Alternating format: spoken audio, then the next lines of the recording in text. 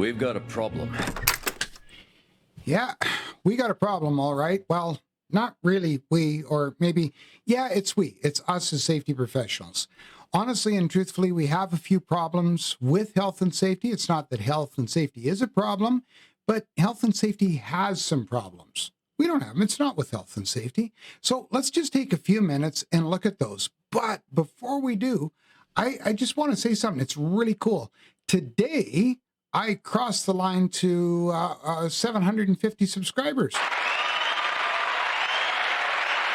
Yeah, I thought so too. I did. I honestly did. So it's really cool. So do me a favor. If you like the content, you appreciate it, let me know. Just let me know down below. I really appreciate it whenever possible. But yeah, enough of that. Let's get into the content. Really and truthfully, we know that there's problems that health and safety professionals encounter all the time. And so what I want to do is just talk about what I think are the top 3 that affect us in doing our jobs. And then towards the end, some things that you as the health and safety professional can look at that might help you. You might, how should I say, implement to help you through this whole entire process. Because yes, it begins with you. Me? Really? Me? Me. Seriously. Yes, you. I'm not kidding. But the very first one, if you think about it, the very first problem we all deal with is this. It's a lack of awareness. It's like, what is health and safety? We don't even know what it is. And you know what? Sometimes I find it in the workplace in varying degrees. Yes, it's put on a hard hat, wear boots, wear gloves, wear a mask, do this, do that. And it becomes this checklist of things to do. Oh, it's so much more than that. Or some people actually understand it for what it is, because health and safety is really this. It's the identification of hazards, assessing them for the probable risk, and then applying control so that work can continue safety. And so it's that set of tasks and duties that bring this to fruition. But really and truthfully, it's more than just little things to do, like putting on a hard hat, or it's more than just embracing that as a duty. Health and safety is more than a duty. Health and safety is actually a philosophy and a mindset as well. You think about it, it's what builds that effective health and safety culture, is people embracing health and safety as a mindset and a philosophy, more than just compliance with legislation and more than just checking a bunch of boxes in a list of tasks. Now, that's one thing, but there's more. There's another one that's really kind of, I don't know if it's the bigger problem, but it sure definitely is a problem, and that's these rules don't apply here. And a lot of times, if you look at the first issue, the second issue is something that's derivative of it. Like, for instance, you'll find people that work in one sector that might be governed by a separate set of legislation. They have in their mind that health and safety doesn't apply to them, or we go by a different set of rules. But really and truthfully, I have yet to see one jurisdiction, one industry sector, one group of folks where there aren't some sort of health and safety requirements for that job. I mean, everybody, even like police forces and so forth, everybody has health and safety built into what they do. It just has to be like that first step of that awareness brought to them, and then they understand. And it's not about a bunch of rules. It's about that embracing that mindset and the philosophy. Now, number 3 is a big one too. And that's this. I'm too busy for all of these steps and all of these procedures. And I'm sure we've all heard all of those different things. Like I can remember once a director saying to me, Kevin, you know what? We actually have work to do here. Really, work to do. Shouldn't safety go into that work? Like realistically, work should not stop or slow down because of health and safety. It actually should progress at a healthy rate because of it. So with those 3 things, the lack of awareness, maybe them unsure that the rules actually apply to them, or that they're too busy or it costs too much money, that general apathy. Really and truthfully, you, the health and safety professional. You mean me? It all is up to you. It starts with you. It's not, and yes, Health and safety has to be a bottom-up and top-down process so that everything meets in the middle and it actually works.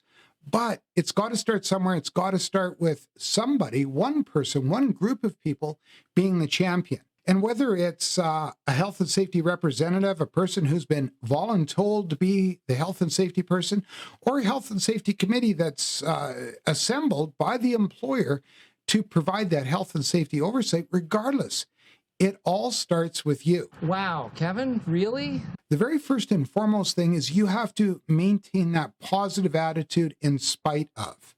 Regardless of what's going on, you have to look at being that positive voice, that positive attitude, and no matter what, put a smile on your face.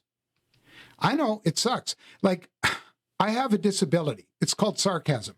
Well, no matter what, I resort to sarcasm. I know you never think that's the case, but it's the truth. Was that sarcasm? And you know what? I've learned over the years that a lot of times you got to take that sarcasm, put it in your hip pocket and leave it there for a while, because it's really not the place for it. Maintaining that good positive attitude and having that positive outlook is one thing, but the next thing, you have to practice what you preach. So that means, no. Don't be putting your chair on a desk to change the light bulb. Be that person that's wearing the protective lenses. Be that person that's wearing the protective headgear. Be that person who's actually doing that safety checklist before you begin an activity. Be that person that's endorsing the process of going through a hazard assessment. You got to have a good positive attitude. You got to lead by a good example. On the note of having that good positive attitude, you shouldn't own the attitudes of others. And that means if you work with executives that are, how should we say, control freaks, or that don't have that positive outlook on safety, you don't have to own their attitude. You know what? You can have your positive attitude in spite of. So the whole idea is, no matter what, have your positive attitude. Don't own the attitudes of others and lead by example. And now the fourth and final thing, if I can leave it with you, is to develop, and it's a combination of two steps. Number one is develop a network.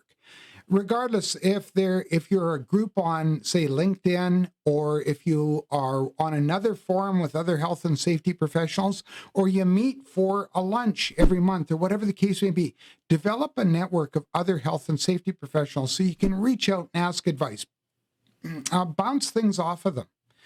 And you'd be amazed at how you can have a collective mindset and find a solution to a problem very quick. It's just one of those things that occurs. Now, on the note of forming a network, the other thing is look at having a mentor, somebody that's senior to you. It doesn't necessarily have to be a health and safety professional, but somebody that you can bounce ideas off and ask their opinion. I have a friend of mine, he's only about a year and a half older than me, but I bounce opinions off of him all the time. I bounce lots of different thoughts. Thanks, Jim. But it's important. And so those are the four things. If I can leave you with anything, those are the four things that I would leave you with is, number one, maintain that positive attitude in spite of everything. Okay? If you're like me and devolve to sarcasm, try to avoid it. Number two is leading by that good example. Be that good example. Be that person that does safety in spite of, regardless if people are watching or not. The next thing is, while you're having that positive attitude, leading by example, do that third thing and don't own the attitudes of others, especially the other people that you work with. If they don't have a good attitude, it can be contagious, but it doesn't have to be. Okay, you can inoculate it yourself against it by just not buying into it. And finally, that fourth thing, find that network of like-minded individuals and bounce ideas off them. Get a mentor, somebody that you can bounce ideas off, but you also have to, as one final thing, be open to criticism and understand that sometimes you might be wrong. If that's all easy to understand and easy to go by, I want you to do me a favor. There's a couple of videos up on either side. I'm going to leave one on the importance of toolbox talks and how to do a good one. Okay, we'll stick that one up here. The other one, I'll leave a whole collection on workplace fails and how to get over them. And just, they can be little pieces of material for you to deliver toolbox talks. If you're delivering a good toolbox talk, you know what? A lot of times it helps just to get that message across. Do what you can and say what you can in a short amount of time, which I hope I did in this video. Now, if you haven't done so already, please don't forget, let me know how you felt below. Click that like button and subscribe. But if you didn't like it, do me a favor. Leave me a comment. Let me know why. I appreciate all the comments. I've had lots of different ones, and I appreciate them all.